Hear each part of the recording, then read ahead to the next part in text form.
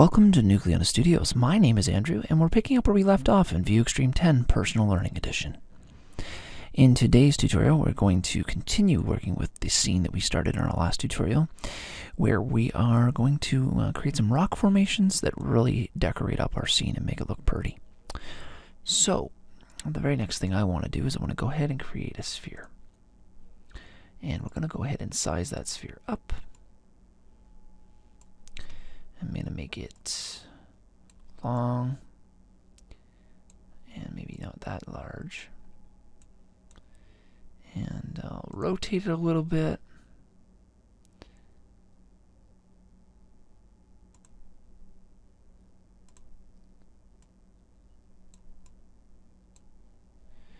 Alright, now you can see that that's kind of centered in my scene, but it's in the foreground, which is what we want.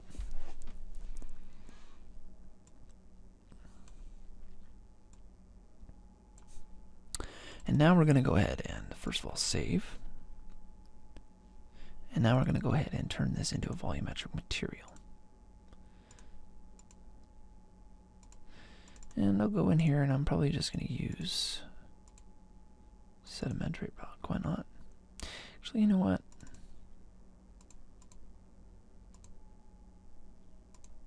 Simple rock, rough.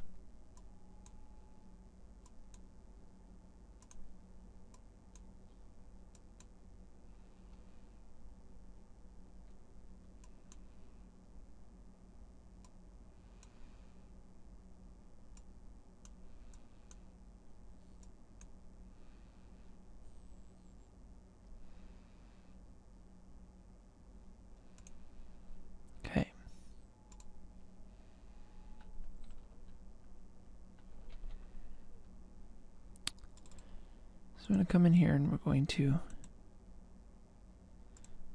edit the material that's in here. I'm going to go ahead and load just the default material from the desktop. And all that is just the default Vue material. There's nothing special about it.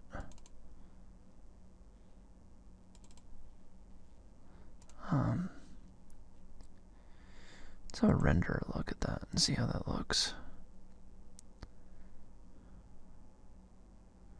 Yeah, it's a cool looking rock. You're probably wondering why it's showing up red, and that's because the shadows that are coming in from our scene are actually making a modification to the ambient light. If I were to turn this into like a blue, like that, it would drastically change the way that looked in our scene. Right.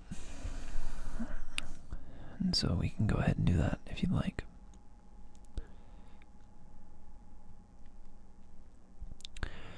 And so, I still personally like that to be, you know what, just make it white so it doesn't affect the scene at all.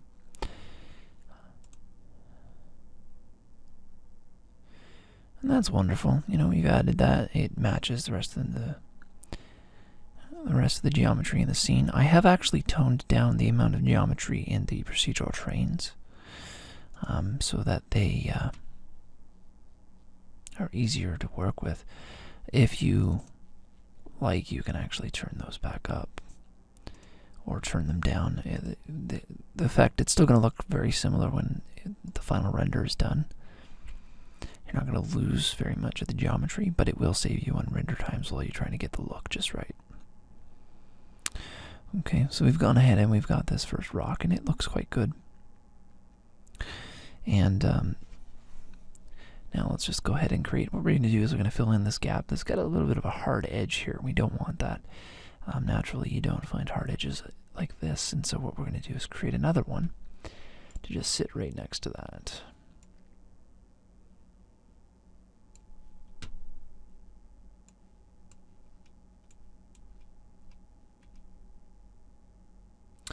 And you're going to find that once you start working with larger and larger scenes, or sorry, larger and larger quantities of these guys, it's going to be very difficult to really see how they're going to affect your scene. And that's when you want to start working with hyperblobs and hyperblobs and metablobs. And I'll get into that in just a moment. So you see how I've got this sphere and it's kind of blocking out the scene. I'm going to actually increase its size.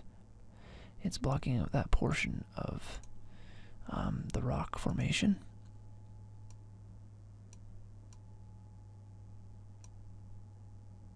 I don't want it to block over there, because over here in my scene, because I want that to actually be visible. Alright, so we're going to quickly save. I do that on a regular basis. And then we're going to go volumetric, lighting and effects, hypertexture. Double click, and this time we're going to go with transform crystals, just to shake things up a bit.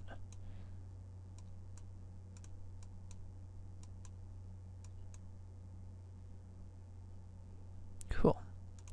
Double click, or actually right click, edit material, double click, load the material from the desktop again. Okay. You know what? Something happened there, I don't know what, so we'll do that again. Volumetric, lighting and effects, hypertexture, okay. Then we'll go in, edit the material before we even do anything. Load that desktop material.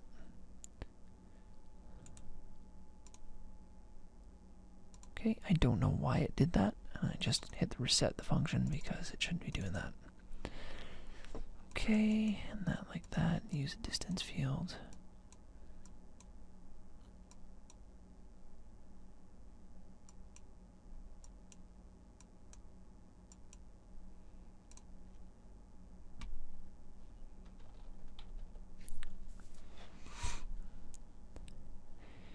Alright, so this rock is cool, but it's not quite looking like what I want it to, so I'm just going to rotate it around a little bit until some of those dark edges that we've got in there disappear.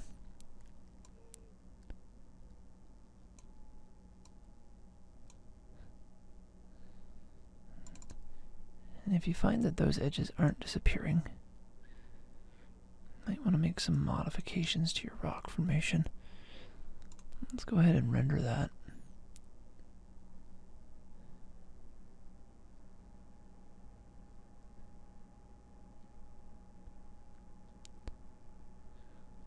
Not bad.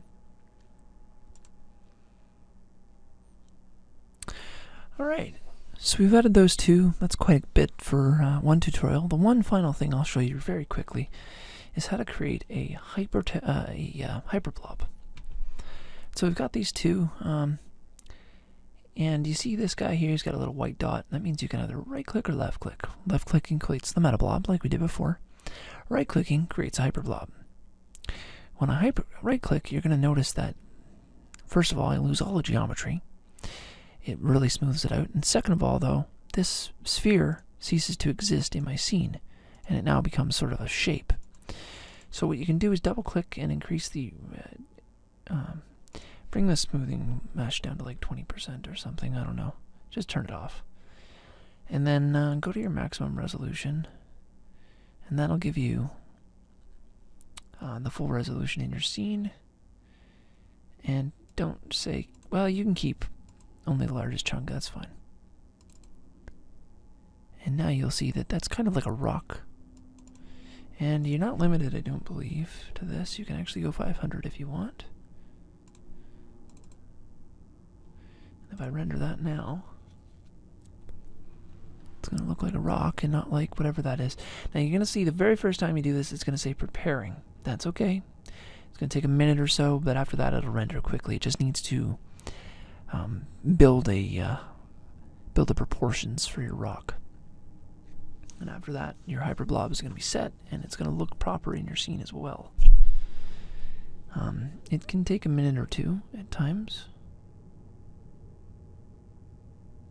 So we'll just give it some time here.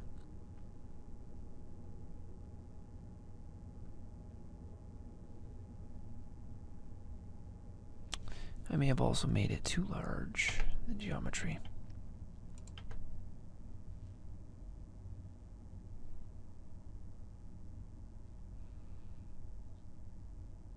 There you go. Probably don't go 500% though, because a lot of time it's going to not like you very much. But as you can see, it looks like a boulder. Looks like a good boulder. It's got some, I haven't actually applied any materials to this yet. It's still, just a straight geometry. And now we're going to do the same thing with the second hyperblob that we've got here. It's actually my personal third hyperblob of the day. And I'm going to do that, and that's fine. And again, it's going to take its time when it starts to render. You gotta be patient with it. Don't be like me and clicking away.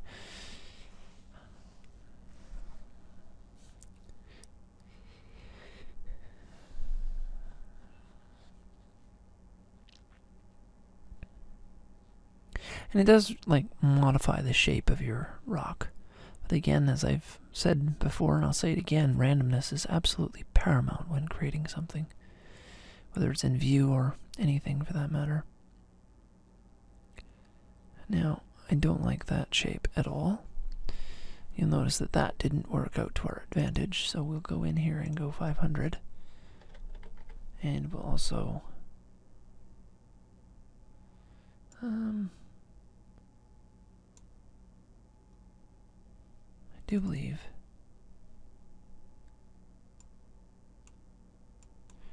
max out the envelope distance and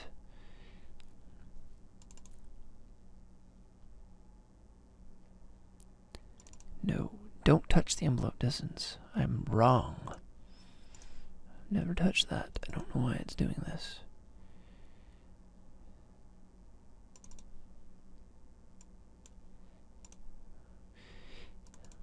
There are still problems that needed to be ironed out in this older version of Vue. I'm not going to use a hyperblob for this one. Don't know why it's doing that, and don't really care. I'm not going to use it for right now. But I do like what this hyperblob turned out like. Turned out quite well. And yeah, so that's fine. Alright. So picking up in our next tutorial, we're going to create a few metablob columns that really give us the Shasta rock kind of concept here. Alright, so thank you for tuning in, and we'll see you next time.